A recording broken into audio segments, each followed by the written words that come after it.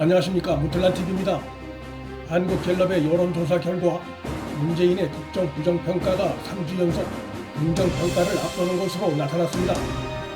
지난 1월 31일 발표에선 부정평가가 50%, 긍정평가가 41%, 그리고 2월 7일 발표에선 부정이 49%, 긍정이 44%로 나타났습니다. 그리고 2월 14일 발표에서도 부정이 49, 긍정이 44%로 3주 연속 국정에 대한 부정평가가 긍정평가보다 높게 나타난 것입니다. 또한 이날 한국갤럽 발표엔 눈에 띄는 내용이 있었습니다.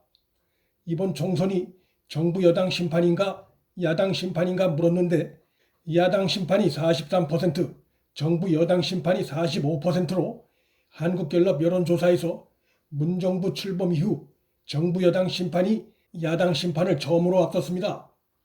총선에 임박해서 국정에 대한 부정평가가 긍정을 앞서기 시작했다는 것, 그리고 정부 여당 심판이 높게 나타난다는 것은 총선에서 여당의 패배, 야당의 승리를 예상케 합니다.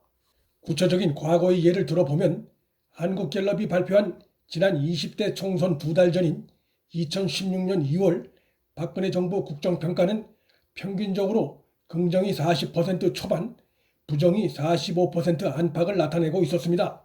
20대 총선 한 달을 앞둔 지난 2016년 3월경엔 박근혜 정부에 대한 긍정평가가 40% 안팎, 부정평가는 50%에 근접한 수치를 나타내고 있었습니다. 이러한 결과는 선거를 앞두고 부정평가가 긍정평가를 앞지르는 추세가 지속됐다는 점에서 지금과 상황이 엇비슷하다고 볼 수 있습니다. 지난 20대 총선 전 각 당의 정당 지지도도 오는 4월 총선 결과와 관련해 시사하는 바가 큽니다. 총선을 한 달과 2달을 앞둔 2016년 2월과 3월의 정당 지지도 추세는 당시 집권당이었던 새누리당이 40% 안팎, 더민주당이 20% 안팎, 그리고 국민의당이 8%가량을 나타내고 있었습니다. 정당 지지도 역시 지금의 상황과 비슷합니다. 그런데 20대 총선 결과를 보면 집권당이었던 새누리당이 122석, 더민주당이 123석으로 한 석 많았고 국민의당이 38석을 얻었습니다.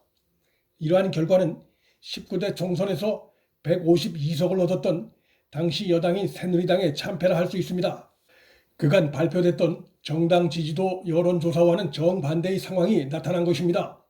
이것은 첫째, 대통령 국정 지지도 조사와 달리 정당 지지도 조사가 정확하지 않다는 것이고, 둘째, 여론조사에서 집권당의 프리미엄이 높게 반영돼 있다는 것이고, 그리고 셋째, 대통령 국정 부정평가가 높을 경우 총선에서 집권당이 야당에 이기기 어렵다는 것을 보여줍니다. 20대 총선 당시도 그리고 이번에 치러질 4월 총선도 모두가 정권 임기 4년 차에 치러진다는 공통점이 있고 국정에 대한 부정평가가 긍정평가보다 높다는 공통점이 있습니다.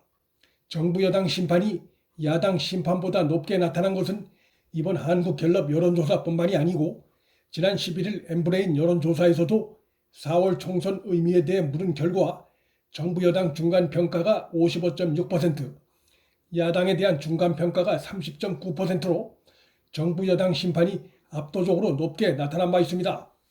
정권 심판 여론이 야당 심판 여론을 앞서는 이런 결과들이 다양한 조사에서 확인되고 있는 이런 상황들은 다가오는 4월 총선에서의 여당 패배, 야당 승리 가능성을 더욱 높여주는 것이라 할 수 있습니다. 지금 문재인 정권은 권력 주변의 불법과 부패 이슈가 국가 전체를 흔들고 있는 상황이란 점에서 집권당의 패배 가능성은 더욱 높다 예상할 수 있습니다. 총선 최대 승부처인 서울 지역 상황은 여당에 더욱 불리하게 나타나고 있습니다. 서울 지역을 국한해 문재인의 국정 지지도를 보면 부정평가가 긍정평가를 2주 연속 오차 범위 밖에서 상회하는 것으로 나타났습니다. 1월 31일 발표된 한국갤럽의 서울 지역 문재인 국정 지지도 조사 결과 잘하고 있다가 39%, 못하고 있다가 49%로 부정이 긍정을 오차 범위를 벗어나 높게 나타난 바 있습니다.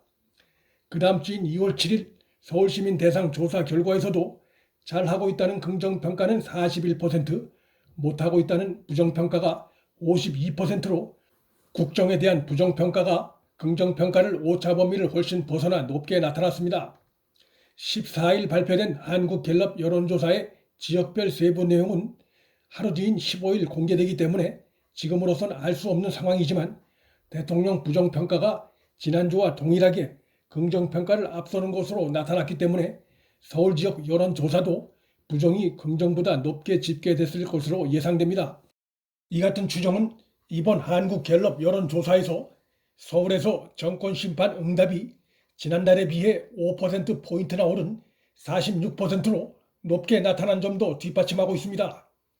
중요한 것은 추세인데 이런 점에서 총선을 2달 남겨놓고 3주 연속 국정 부정평가가 긍정평가보다 높게 나타났다는 점, 그리고 정권 심판 여론이 야당 심판 여론을 누르기 시작했다는 점에 주목해야 합니다.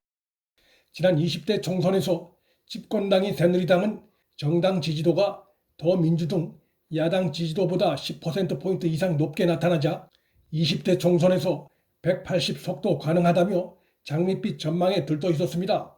그러나 선거 결과 전국 의석수에서 패배는 물론 특히 서울 지역에서 새누리당은 12석에 그쳐 35석을 얻은 더민주당에 크게 패한 바 있습니다. 폭정을 거듭해온 문정권이 국민의 심판을 받을 날을 앞두고 있습니다.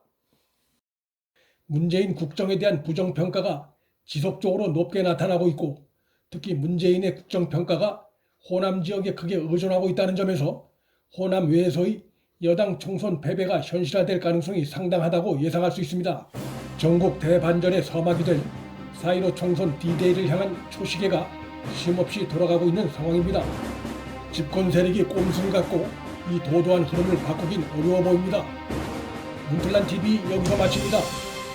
구독과 좋아요, 방송 공유는 방송 제작에 큰 힘이 됩니다. 시청해 주셔서 감사합니다.